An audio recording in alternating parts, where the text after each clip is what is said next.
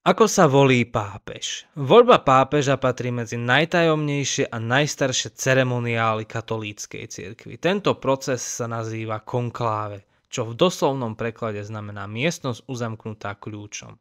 Kardináli sa totiž počas voľby doslova uzatvoria pred svetom, aby ich rozhodovanie bolo nezávislé od akýchkoľvek vonkajších vplyvov. Konkláve sa koná po smrti alebo rezignácii pápeža. Zúčastniť sa ho môžu všetci kardináli mladší ako 80 rokov. Samotné zasadnutie prebieha v Sixtínskej kaplnke vo Vatikáne, pričom kardináli sú počas celého procesu ubytovaní v dome svätej Marty.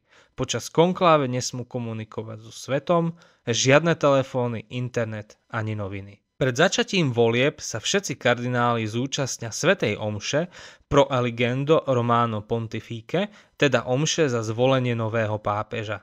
Potom sa presunú do Sixtínskej kaplnky, kde každý prisahá mlčanlivosť. Hlasovanie je tajné, každý kardinál napíše na lístok meno svojho kandidáta.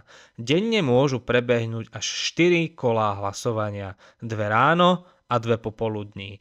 Na zvolenie pápeža je potrebná dvojtretinová väčšina všetkých prítomných kardinálov. Po každom hlasovaní sa hlasovacie lístky spália. Ak pápež ešte nebol zvolený, z komína kaplnky sa dvíha čierny dym. Ak je voľba úspešná, chemikálie zabezpečia, že z komína vystúpi biely dym a celý svet sa dozvie, že máme nového pápeža. Po zvolení je novému pápežovi položená jednoduchá otázka, či prijíma voľbu a aké meno si vyberá. Následne sa odoberie do malej miestnosti zvanej slzná miestnosť, kde si oblečie pripravené biele pápežské rúcho. Krátko na to vystúpi na balkón baziliky svätého Petra, kde kardinál protodiakon oznámi svätoslová. Habemus Papam.